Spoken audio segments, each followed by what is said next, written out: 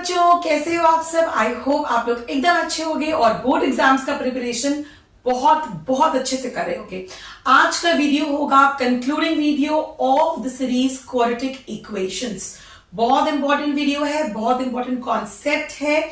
इसमें बच्चों आपको बेसिकली वर्ड प्रॉब्लम्स दिए रहेंगे और उसको आपको सॉल्व करके क्वाड्रेटिक इक्वेशन ऑब्टेन करना है।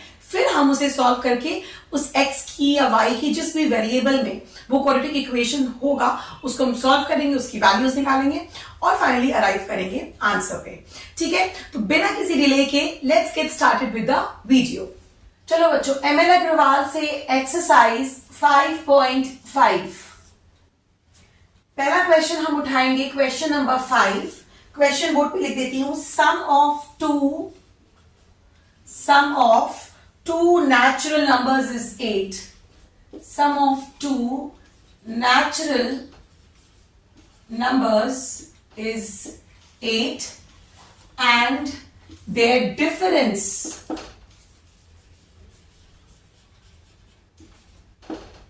is अच्छा, and the difference of their reciprocal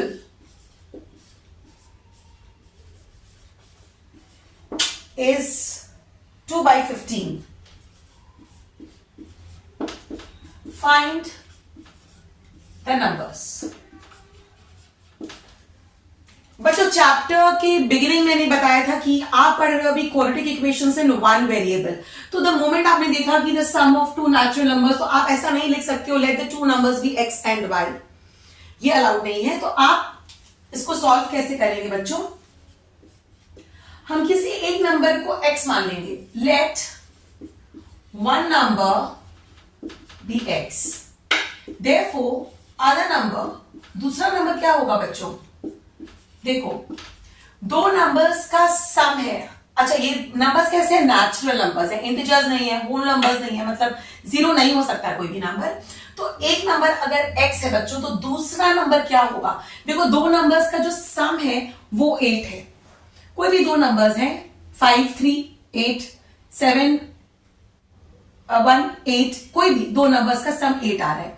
तो अगर आपका एक नंबर x है तो दूसरा नंबर क्या होगा? 8 माइनस एक्स। तो यहां पर मुझे दूसरा नंबर मालूम चल गया इन टर्म्स ऑफ एक्स ओनली। अब फर्स्ट इंफॉर्मेशन को हमने यूज करके दोनों नंबर्स को निकाल लिया। सेकेंड इंफॉर्मेशन बता रहा है and the difference of their reciprocal. Reciprocal क्या होता है बच्चों? उनको उल्टा कर देना। मतलब 5 का रेसिप्रोकल क्या हो जाएगा?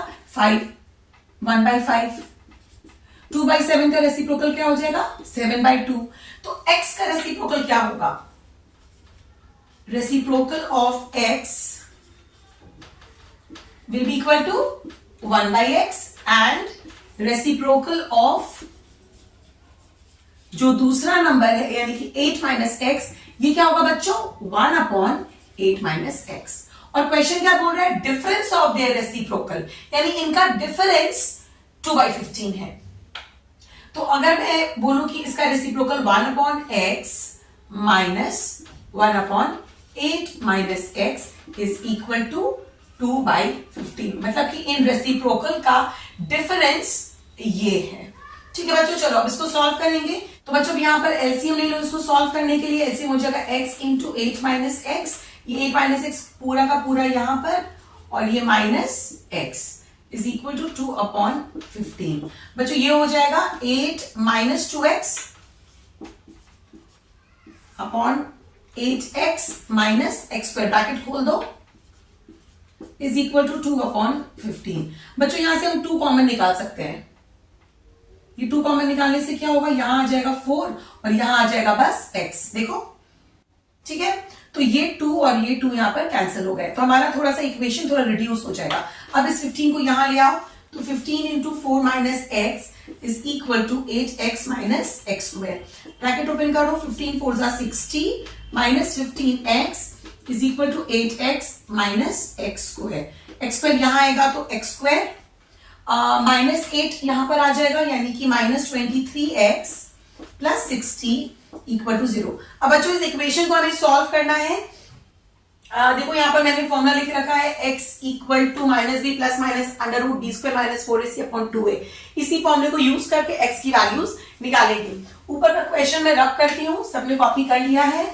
यहीं पर हम क्वाड्रेटिक इक्वेशन अपना सॉल्व करके x की वैल्यूज निकालेंगे। जिन बच्चों ने पहले के वीडियोस वॉच कर लिए उनको अब तक अच्छे से समझ में आ गया है क्वाड्रेटिक इक्वेशन कैसे सॉल्व करते हैं, और उन्होंने आई थिंक अब तक सॉल्व भी कर लिया होगा। यहाँ पर बच्चों हमारे a है 1, b इज -23 और c है 60। चलो बहुत बढ़िया। तो x is equal to minus b यानी कि 23 प्लस माइनस रूट अंडर 23 का स्क्वायर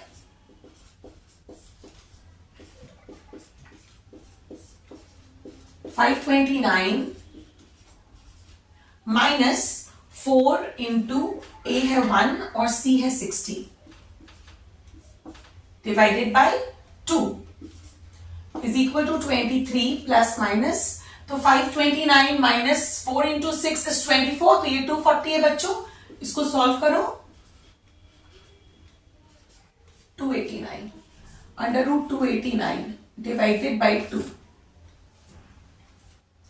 अब 289 का रूट निकालो,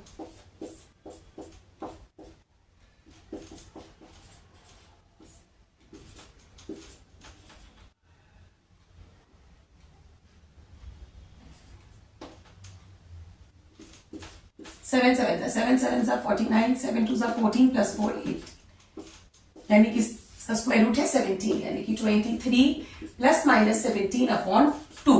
तो बच्चों अगर मैंने लिया 23 प्लस 17 अपॉन 2, तो ये तो नंबर बहुत बड़ा हो जाएगा। देखो क्या आ जाएगा, ये आ जाएगा 23 प्लस 17 हो जाएगा आपका 40/2 यानी कि 20। तो अगर पहला ही नंबर 20 है तो दूसरा नंबर भी कुछ होगा और उसका सम कभी 8 तो नहीं आ सकता। याद है हमारे क्वेश्चन में था कि the sum of the numbers is 8, यानी कि ये वाला जो वैल्यू है वो प्रेजेंट क्वेश्चन को सेटिस्फाई नहीं कर रहा है, कंडीशन को, तो ये वैल्यू नहीं हो सकती है। वैल्यू क्या हो सकती है, 23 माइनस 17/2 जो कि होगा 6/2 यानी कि 3। So one of the numbers is 3, therefore other number will be 8 minus 3 which is equal to 5। समझ में आ गया बच्चों, सिंपल सा क्वेश्चन था। चलो अब हम लोग करेंगे क्वेश्चन नंबर 6। चलो बच्चों क्वेश्चन नंबर 6 बोर्ड पे आ गया है। The difference of the squares of two numbers is 45। The square of the smaller number is 4 times the larger number, determine the numbers. अब बहुत बच्चे जिनके पास ML अग्रवाल की बुक है, जो बुक को यूज कर रहे हैं, वो सोच रहे होंगे कि मैम ने वैसा क्वेश्चन ले लिया जिसमें हिंट दिया हुआ है। तो प्यारे बच्चों हिंट दिया है, लेकिन मैं इस क्वेश्चन को इसलिए ले रही हूं आप लोगों के लिए क्योंकि कई बच्चों को ये क्वेश्चन हिंट के बाद भी डिफिकल्ट लगता है, वो समझ नहीं पाते हैं कि इसका कॉन्सेप्ट क्या है, आखिर है क्या। ठीक है, अगर आपको मेरी स्किल टेस्ट करनी है तो आगे आने वाले हर क्वेश्चन में आप उसको टेस्ट कर लेना, क्योंकि आगे जो भी क्वेश्चन मैंने उठाए हैं उसमें कोई भी हिंट वाला क्वेश्चन मैंने नहीं लिया है, क्योंकि इस एक्सरसाइज में कुछ क्वेश्चंस हैं जिनमें हिंट्स भी गिवन है। अब ऐसा कोई भी क्वेश्चन में नहीं लूंगी क्योंकि वो आप हिंट देकर शायद सॉल्व कर लो। चलो तो क्वेश्चन नंबर 6 बोलता है the difference of the squares of two numbers is 45। अब बच्चों इस क्वेश्चन में ये जो पहला सेंटेंस है ये मुझे कोई क्लू नहीं दे रहा है कि मैं अगर एक नंबर को x अज्यूम करूं तो फिर दूसरा नंबर क्या होगा, बट जो सेकंड वाला स्टेटमेंट है उससे मुझे कुछ क्लू मिल रहा है। The square of the smaller number is 4 times the larger number. तो हम मानते हैं let the larger number be x। ठीक है, therefore बच्चों 4 times द लार्जर नंबर क्या हो जाएगा, 4x।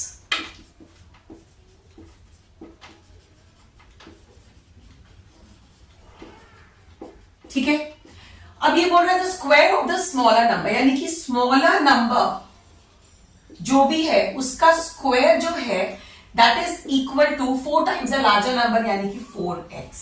अब यहां पर मुझे बहुत अच्छा हिंट मिल गया कि जो स्मॉलर नंबर डायरेक्टली तो नहीं मिला बट स्मॉलर नंबर का स्क्वायर 4x के बराबर है। और अब आप वापस से फर्स्ट स्टेटमेंट पे जाओ तो वहां पर स्क्वायर्स की ही बात हो रही है। कह रहा है first statement the difference of the squares of two numbers. अब ये बताओ बच्चों कि कोई बड़ा नंबर जो होगा, कोई भी एनी लार्जर नंबर, जब आप उसका स्क्वायर करोगे, और कोई भी स्मॉलर नंबर जब आप उसका स्क्वायर करोगे, तो ऑब्वियसली बड़ा नंबर माइनस स्मॉलर नंबर ही हम हमेशा करेंगे, तभी हमें एक पॉजिटिव वैल्यू आएगी। अगर smaller number minus larger number करेंगे तो हमारा वो कभी भी equation how will that be equal to a positive number, नहीं हो पाएगा। तो हमें हमेशा larger number minus smaller number करना है, और जब हम उसका स्क्वायर भी कर रहे हैं तो obviously larger number square minus smaller number का स्क्वायर। बिल्कुल क्लियर है यहां तक? तो लार्जर नंबर क्या अज्यूम किया हमने? x, और उसका स्क्वायर क्या होगा? x square. यानी कि ध्यान से पढ़ो, the difference of the squares of two numbers, यानी कि x स्क्वायर माइनस, अब स्मॉलर नंबर का स्क्वायर, तो बच्चों स्मॉलर नंबर का स्क्वायर क्या है? वो तो 4x है, तो यानी कि माइनस 4x इज 45, यानी कि ये जो है ये 45 है। तो बच्चों इस क्वेश्चन में यही पार्ट बच्चों को नहीं समझ में आता है कि हम कहां से स्टार्ट करें, कैसे हम किसको x माने, और x मानने के बाद अगर आप यहां तक कर भी लेते हो तो बच्चे इसमें अटक जाते हैं, और अगर ये कर भी लिया तो ये फर्स्ट स्टेटमेंट उनको नहीं समझ में आता है कि हमें कैसे पढ़ना आगे। तो इसलिए मैंने एक क्वेश्चन उठाया था, समझ लो लार्जर नंबर को मैंने x माना तो 4 times the larger number 4x, यानी कि स्मॉलर नंबर का जो स्क्वायर है that is equal to 4x। यहां तक चीज हो गई बिल्कुल क्लियर। अब first statement, difference of the squares of two numbers, यानी कि लार्जर नंबर का स्क्वायर माइनस स्मॉलर नंबर का स्क्वायर इज इक्वल टू 45।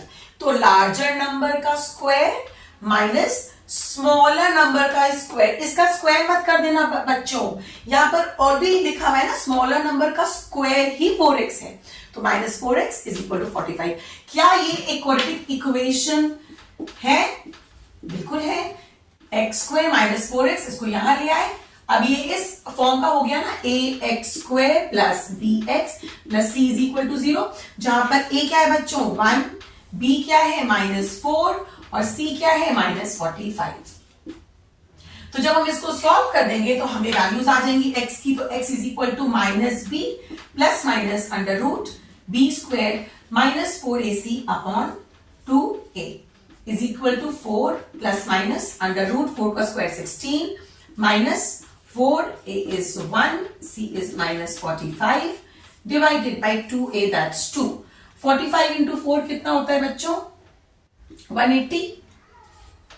तो ये प्लस हो जाएगा, और 180 प्लस 16 क्या आएगा बच्चों? 196। देखो माइनस इंटू माइनस प्लस, तो 4 प्लस माइनस अंडर रूट आ गया 196 divided by 2 which is equal to 4 plus या माइनस 196 का रूट कितना होता है? 14 आ गया ना 196, तो 196 डिवाइडेड बाई 2। अब आप मुझे बताओ यहां पर प्लस भी है माइनस भी है, क्या यहां पे माइनस वाली वैल्यू पॉसिबल है कि 4 माइनस 196 बाई 2? हाँ, 4 माइनस 196 बाई 2 भी इस क्वाड्रेटिक इक्वेशन का एक रूट है, बट करंट सिचुएशन में वो इस कंडीशन को सेटिस्फाई नहीं कर रहा है, इसलिए इस वैल्यू को हम ड्रॉप करेंगे और हम पिकअप करेंगे 4 plus 196 by 2 which is equal to 200 by 2 which is equal to 100। यानी कि लार्जर नंबर जो है बच्चों वो है 100, और जो स्मॉलर नंबर है उसका स्क्वायर देखो, और जो स्क्वायर स्मॉलर नंबर का स्क्वायर है 4 into 100 which is equal to 400। therefore smaller number क्या निकल के आ गया बच्चों? स्मॉलर नंबर निकल के आ गया root of 400 which is equal to 20। यानी कि दो नंबर्स क्या निकल कर आए? एक 100 और एक 20। ठीक है, चलो अब नेक्स्ट क्वेश्चन लेंगे, क्वेश्चन नंबर 9। चलो बच्चों क्वेश्चन नंबर 9 बोर्ड पे लिख दिया है। In a certain positive fraction denominator is greater than the numerator by 3।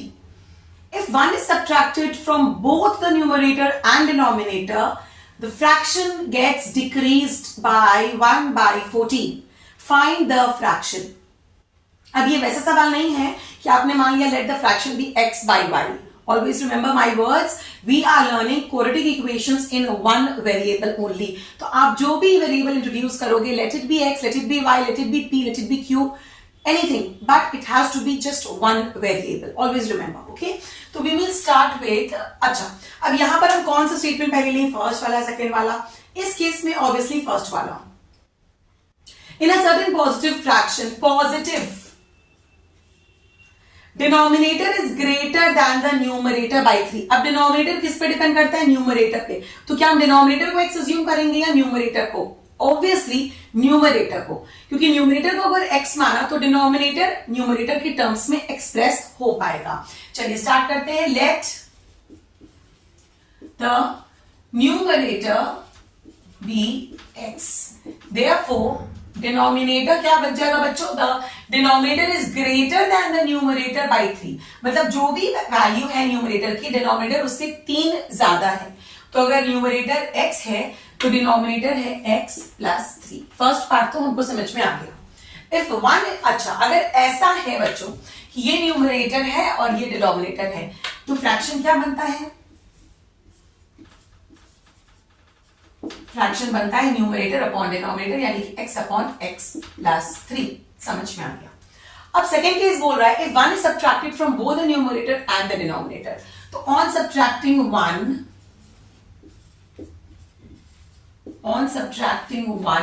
both from the numerator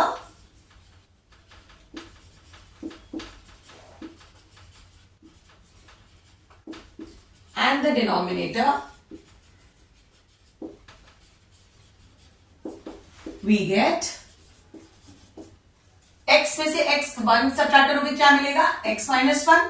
और x प्लस 3 में से 1 सब्ट्रैक्ट करोगे तो क्या मिल जाएगा? x plus 2.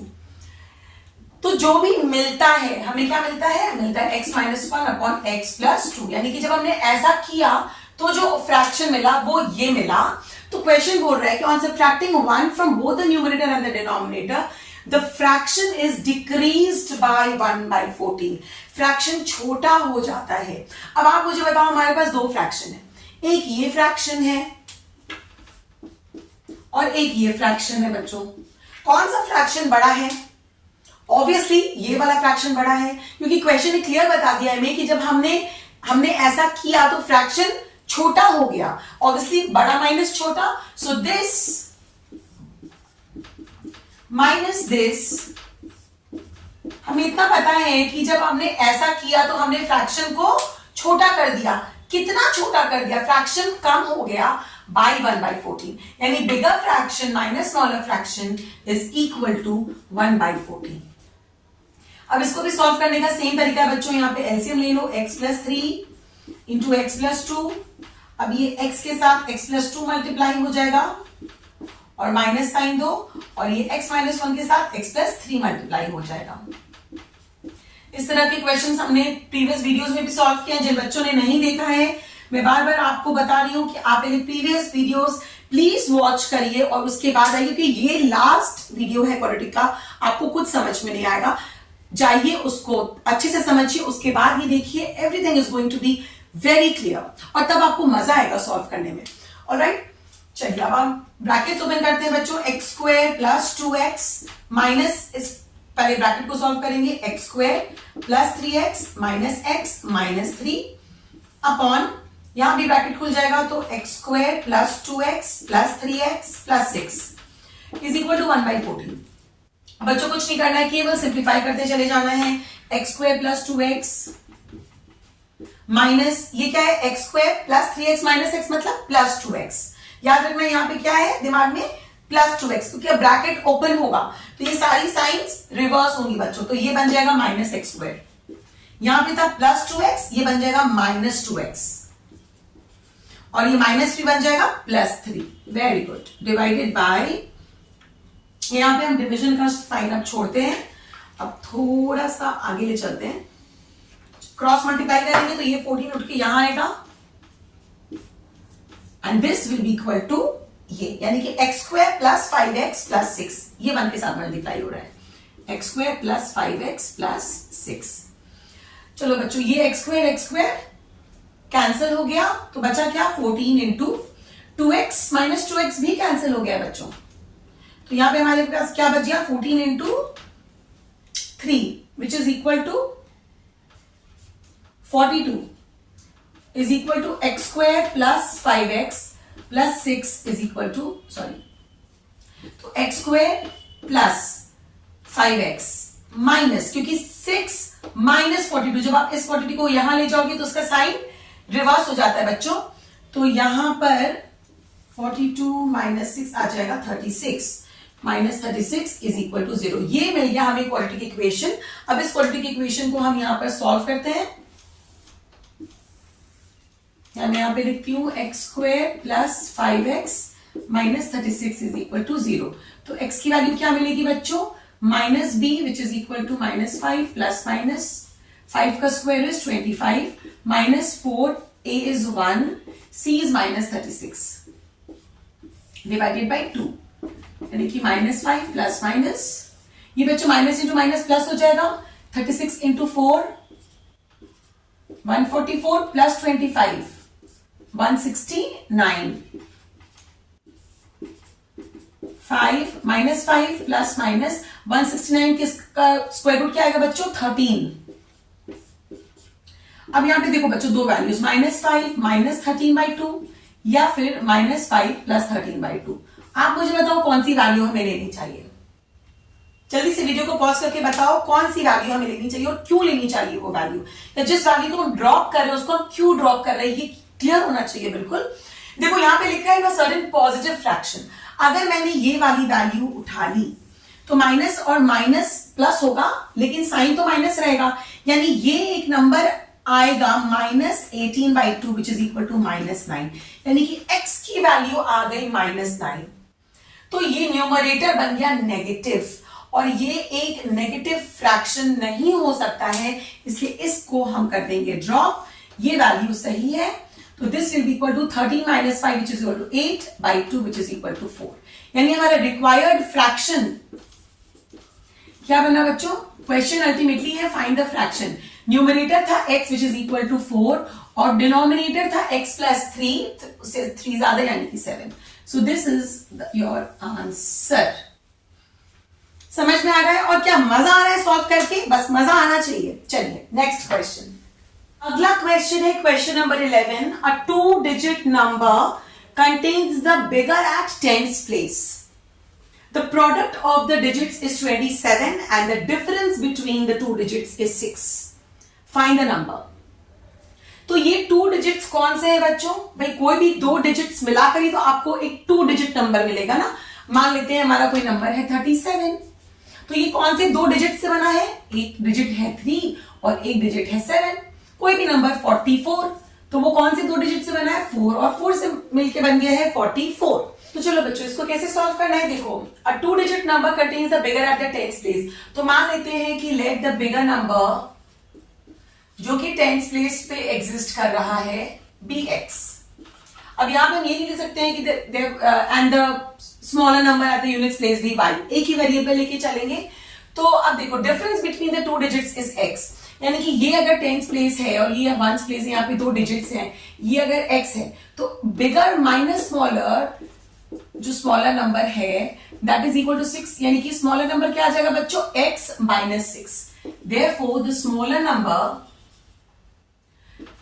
will be equal to x minus 6, यानी कि इस इंफॉर्मेशन को यूज करके हमने सेकंड डिजिट भी निकाल लिया in terms of x only. अब इस इंफॉर्मेशन को यूज करो, the product of the digits is 27, यानी कि bigger digit multiplied by the smaller digit is equal to 27। अब बच्चों ब्रैकेट ओपन करो, x square minus 6x minus 27 is equal to 0। अब यहां पर देखो क्या है, a is 1, b is minus 6 and c is minus 27। तो जब सब्स्टिट्यूट करेंगे तो b माइनस बी मतलब कि plus 6 plus minus under root b square which is equal to 36 minus 4ac upon 2a which is equal to 2। यहाँ पे 6 plus minus root under 36, बच्चों minus into minus plus हो जाएगा, 27 into 4 108 divided by 2, 108 plus 36 कितना होता है 144, which will be equal to 6 plus minus under root 144 divided by 2, और 144 का स्क्वायर रूट कितना होगा बच्चों 12/2। अब बच्चों यहाँ पे 6 माइनस 12/2 हम नहीं ले पाएंगे क्योंकि 6 माइनस 12 हो जाएगा आपका -6, तो ये नेगेटिव बन जाएगा, तो हम लेंगे पॉजिटिव वाली value 6 plus 12/2 which is equal to 18/2 which is equal to 9। यानी कि बिगर नंबर जो है वो निकल के आ गया 9। देयरफॉर स्मॉलर नंबर क्या हो जाएगा बच्चों, उनका डिफरेंस हमको पता था x minus 6 which is equal to 9 minus 6 is equal to 3 and therefore the required number जो हमको निकालना था that is 93, 39 नहीं, क्योंकि that is at the bigger digit is at the tens place, तो नंबर बन गया 93। सिंपल सा सवाल था। चलो बच्चों क्वेश्चन बोर्ड पे लिख दिया है मैंने, क्वेश्चन नंबर 16 जो कि कह रहा है the perimeter of a rectangular plot is 180 meters and its area is 1800 meters square. Take the length of the plot as x meter. Use the perimeter 180 meter to write the value of the breadth in terms of x. तो पहले यहां तक समझते हैं। एक rectangular plot है जिसके perimeter दिया हुआ है 180 मीटर और उसकी एरिया भी पता है 1800 मीटर स्क्वायर। अब आपको बता दिया कि आपको x किसको लेना है, आप अपने मन से ब्रेड को एरिया नहीं ले सकते हो। Take the length of the plot as x meter, done. Use the perimeter 180 meters, जो इंफॉर्मेशन दी है इसको यूज करते हुए आपको लिखना है value of the breadth in terms of x। मतलब कि क्या करना है, देखो बच्चों कई बच्चे क्या कर सकते थे, अगर ध्यान नहीं देंगे हड़बड़ी में उन्होंने ब्रेड को x मान लिया, गलत हो जाएगा, बिल्कुल भी मार्क्स नहीं मिलने वाला है, 0 मिलेगा। अगर आपने लेंथ को x मान भी लिया, लेकिन अगर आपने एरिया का फॉर्मूला लगाकर भाई length into breadth is equal to area which is equal to 1800, अब आपको पता है कि लेंथ को हमको x बोला है तो x into breadth is equal to 1800, तो यहां से आपने बता दिया कि breadth is equal to 1800 upon x। तो आपको लगेगा कि मैंने ब्रेड निकाली है इन टर्म्स ऑफ x। अब इसकी वैल्यू मैं पेरीमीटर वाले में सब्स्टिट्यूट करके आगे सॉल्व कर देता हूं, तो आपको बिल्कुल मार्क्स नहीं मिलने वाला है, क्योंकि क्वेश्चन ने क्लियर कर दिया है कि जो पेरीमीटर वाला इंफॉर्मेशन है आपको उसी को यूज करके ब्रेड की वैल्यू निकालनी है इन टर्म्स ऑफ x। तो बच्चों को वैसे ही करना पड़ेगा, let the length be x meters, ठीक है। अब perimeter of a rectangular plot या फिर एक रेक्टेंगल का पेरीमीटर कैसा होता है, 2 into l plus b होता है विच इज गिवन एज 180। अब यहां पर हम क्या कर सकते हैं बच्चों, 2 और l की जगह x कर देंगे और यहां पर रहेगा ब्रेथ, उसको b मत डिक्लेयर करो, ब्रेथ इज इक्वल टू 180। अब ये 2 जो है ये पूरे के साथ मल्टीप्लाई हो रहा है तो ये नीचे आके डिवाइड हो जाएगा, यानी कि x plus breadth is equal to 180 upon 2 that's 90, यानी कि x plus breadth is equal to 90 and therefore the breadth of the given plot, rectangular plot is equal to 90 minus x। यहां पे हमको निकल के आया हमारा पहला answer and this will be in meters बच्चों, ये मीटर में होगा, जो भी ब्रेथ होगा वो मीटर में होगा। तो हमने निकाल दिया है वैल्यू ब्रेथ की इन टर्म्स ऑफ x, यहां पर आपका पहला पार्ट कंप्लीट हो गया। अब use the values of length, breadth and area to write an equation in x। अब ये कैसे करो बच्चों, ये बता रहा है कि अब आप लेंथ की वैल्यू लो, ब्रेड की वैल्यू लो और एरिया को यूज करके x में एक इक्वेशन निकालो। तो बच्चों length into breadth is equal to area, ये हमको पता है। लेंथ यहां पर x है और ब्रेड यहां पर 90 माइनस x है। जब हम इन दोनों को मल्टीप्लाई करेंगे तो हमें निकल के आएगी एरिया जिसकी वैल्यू है 1800, ठीक है। अब इसको सॉल्व करो, सॉल्व मतलब पूरा सॉल्व अभी नहीं करना है बच्चों, भी आपको एक इक्वेशन लिखना है और उसको हाईलाइट करना है to write an equation in x। आपको एग्जामिनर को दिखाना है कि यही वो इक्वेशन है जो आप हमसे मांग रहे हो। अब x को उधर ले जाओ तो पॉजिटिव हो जाएगा, 90 उधर जाके माइनस हो जाएगा और ये ऑलरेडी यहाँ पे पॉजिटिव था, यानी यही वो इक्वेशन है जिसपे आपको मार्क्स मिलेगा। This is a required quadratic equation. और थर्ड पार्ट है solve the equation to find length and breadth. अब आपको इसको सॉल्व करना है, यहाँ पर a is equal to 1, b is equal to minus 90 and c is equal to बच्चों 1800। अब आप इसको सॉल्व करो, चलो सब लोग अपनी अपनी कॉपीज में सॉल्व करना शुरू कर दो। मैं भी कर रही हूं लेकिन मुझसे पहले आपका हो जाना चाहिए।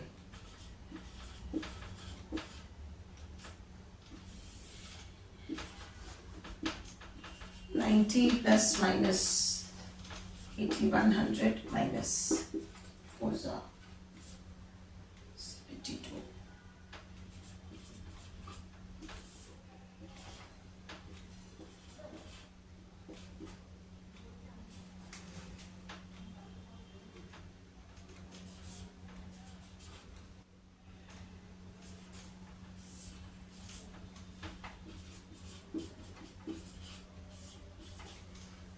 अब बच्चों ये देखो यहां पर दो वैल्यूज आएंगे।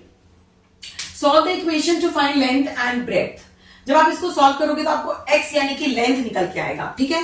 तो यही दो वैल्यूज तो इस क्वाड्रेटिक इक्वेशन के रूट्स हैं। यानी पहली वैल्यू आ जाएगी 90 + 20/2 और दूसरी आएगी 90 - 20/2। अब इसमें एक लेंथ होगा और एक ब्रेथ होगा। अब आप सोचो कि लेंथ क्या होगा और ब्रेथ क्या होगा। ऑब्वियसली जो बड़ा वाला है बच्चों वो होगा लेंथ, यानी कि 110/2 विच इज इक्वल टू 55। तो ब्रेथ कितनी आ जाएगी बच्चों,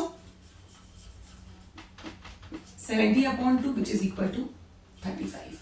यहां से भी देख लो ब्रेथ की वैल्यू क्या थी, 90 - x। तो 90 - x यानी 90 - 55, 35। ठीक है, या तो आप यहीं से कर लो या फिर अगर आप कंफर्टेबल नहीं तो आप इसमें जाकर के निकाल लो, ठीक है। क्योंकि ये क्वाड्रेटिक इक्वेशन है जो हमको एरिया से निकला है, इसमें लेंथ है और ब्रेथ है। तो ऑब्वियसली जब आप इसको सॉल्व करोगे तो आपको एक लेंथ और एक ब्रेथ मिलेगा। तो जो बड़ी वाली है वो लेंथ हो जाएगी और जो छोटा वाला है वो ब्रेथ हो जाएगा।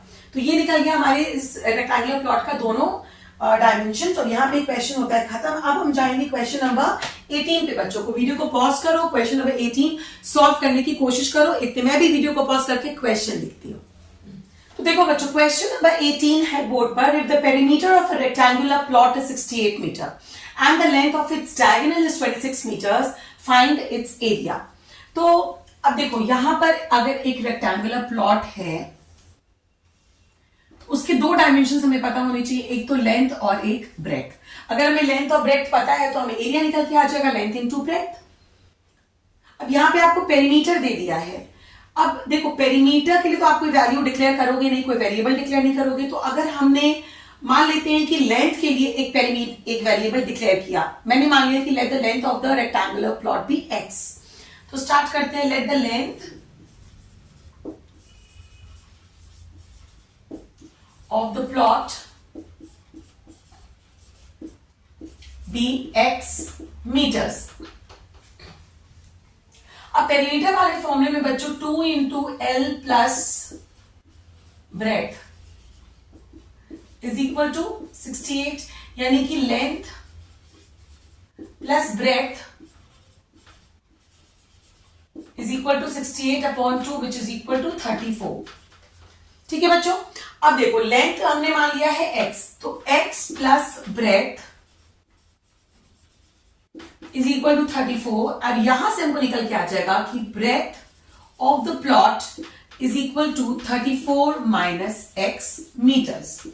तो मैंने ब्रेथ को निकाल लिया इन टर्म्स ऑफ x। अब देखो सेकेंड इंफॉर्मेशन है, the length of its diagonal is 26 meters. अब बच्चों किसी भी रेक्टेंगल का डायगोनल क्या होगा, या तो ये होगा या फिर ये होगा।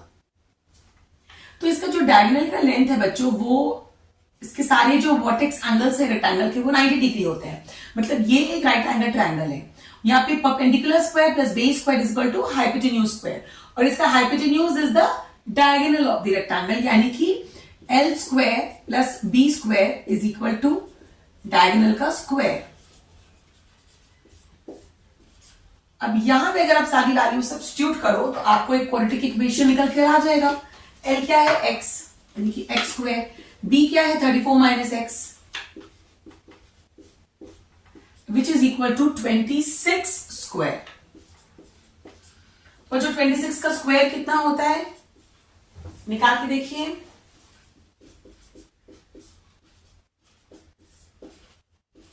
676, यानी कि x स्क्वायर प्लस, अच्छा यहां पे भी हम a plus b whole square के फॉर्मेट पे जब इसको ओपन करेंगे तो 34 का स्क्वायर हमें निकालना पड़ेगा।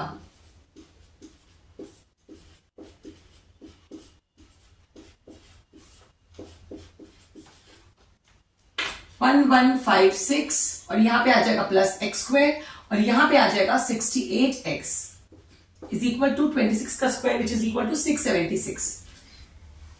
अब बच्चों ये x स्क्वायर और x स्क्वायर हो जाएगा 2x स्क्वायर माइनस 68x और यहाँ पे 1156 माइनस 676, तो 1156 से 676 को सब्ट्रैक्ट कर दो।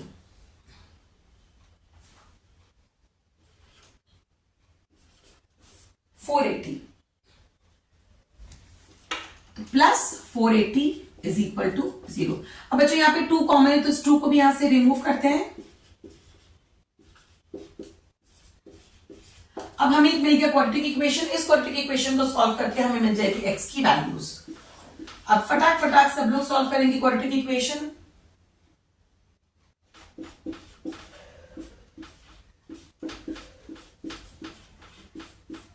Divided by 2,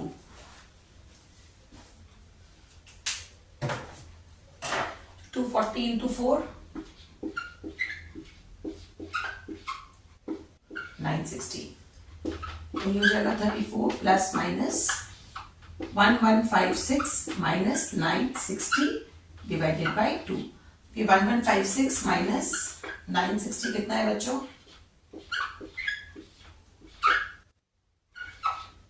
196। ये हो जाएगा 34 प्लस माइनस अंडर रूट 196 यानी कि 14 बाई 2। अब देखो बच्चों, फाइंड इट्स एरिया। जब आप इस x को सॉल्व करोगे तो एक जो वैल्यू निकलेगी वो लेंथ होगी और दूसरी वैल्यू इसकी ब्रेथ होगी। तो जो बड़ी वाली वैल्यू है बच्चों वो हो जाएगा इसका लेंथ और छोटा वाला हो जाएगा इसका ब्रेथ। यानी कि ये हो जाएगा 48/2 which is equal to 24 is the length और ये हो जाएगा 20/2 which is equal to 10 is the breadth। और therefore इस rectangular plot का जो एरिया होगा वो निकल के आएगा length into breadth which is equal to 24 into 10 meter square which is equal to 240 meter square।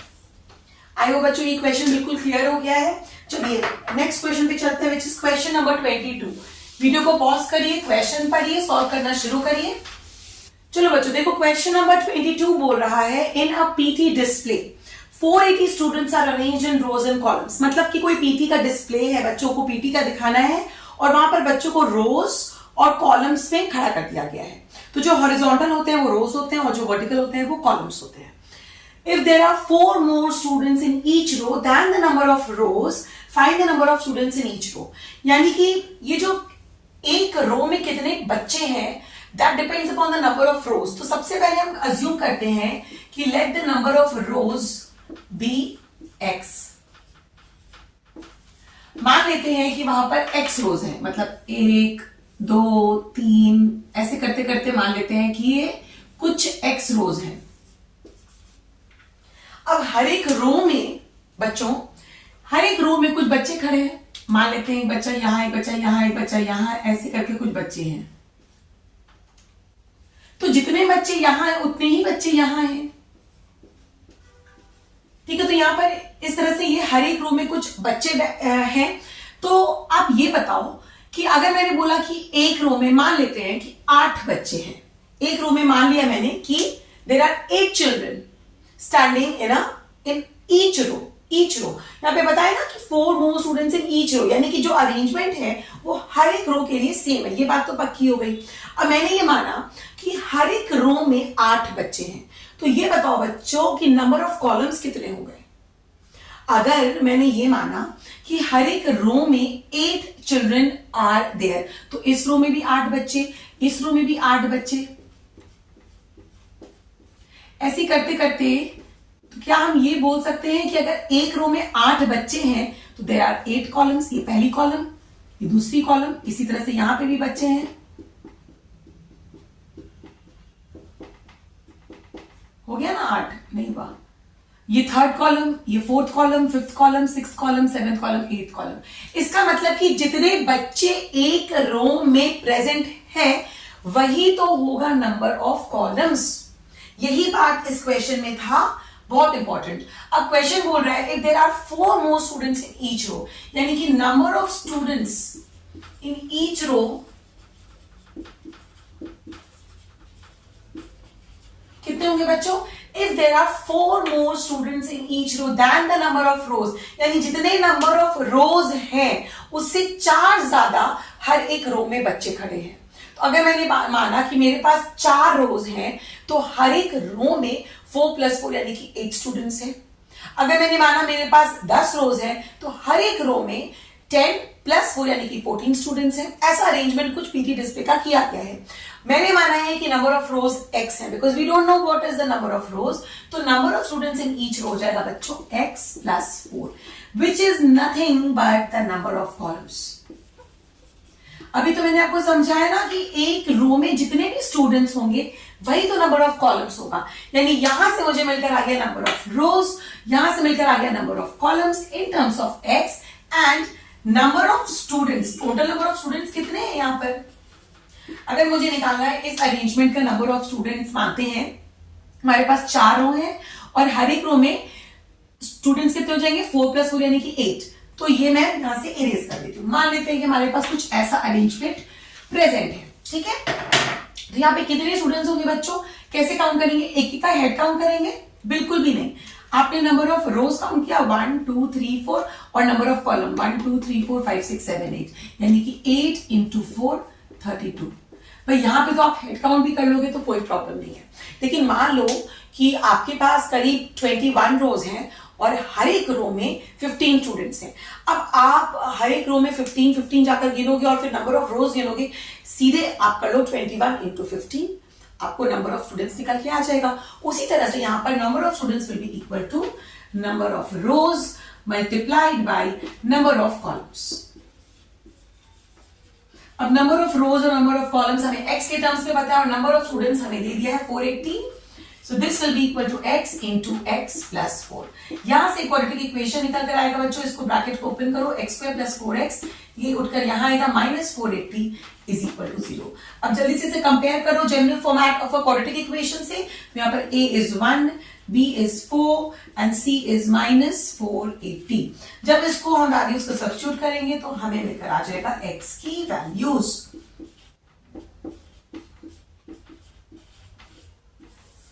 चलो आप लोग जल्दी से सॉल्व करके मुझे आंसर्स बता दो। 480 × 4 1920 और ये प्लस हो जाएगा तो 16, सो 1936, सो रूट के अंदर आ गया 1936 और 1936 का बच्चों निकालो root.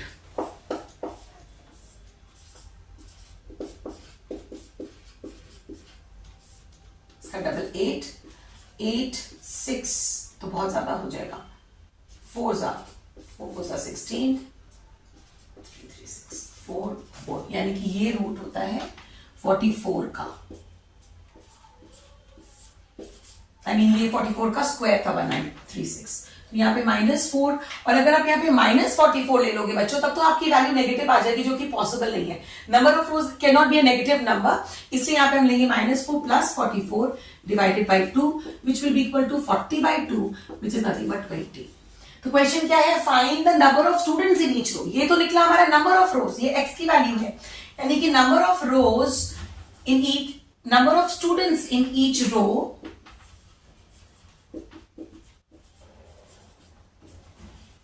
will be equal to x + 4 which is equal to 20 + 4 is equal to 24। ठीक है बच्चों, ये क्वेश्चन क्लियर हो गया। अब बच्चों आज का वीडियो बहुत ज्यादा लंबा हो जाएगा, इसलिए मुझे इस वीडियो को यहीं पे स्टॉप करना पड़ेगा। आज हमने आई थिंक 7 क्वेश्चन सॉल्व किए हैं, 5 6 9 11 16 18 एंड 22। अब और 7 क्वेश्चन मैं आपके साथ सॉल्व करने वाली हूँ, तो उसके लिए हम नेक्स्ट वीडियो में मिलेंगे, क्योंकि अब बच्चों मेरे ऑफलाइन जो मेरे बच्चे आते हैं मुझसे पढ़ने, उनका टाइम होने वाला है, मुझे वीडियो भी आप लोग के लिए अपलोड करना है। तो मुलाकात होगी बच्चों अब नेक्स्ट वीडियो में, तब तक खूब पढ़ाई करिए, खूब प्रैक्टिस करिए, और अगर कोई भी डाउट आता है तो आप बेफिक्र मुझसे सारे डाउट्स पूछ सकते हैं। और वीडियो को लाइक कर देना और कमेंट करके बता दो कि quadratic equations in one shot बनाना है या नहीं बनाना है, क्योंकि अगर बनाना है तो बहुत जल्दी बनाना है। इसके बाद कौन सा चैप्टर चाहिए आप लोग को, किस में प्रॉब्लम आ रही है वो बता दो, उस पे मिलेंगे फिर।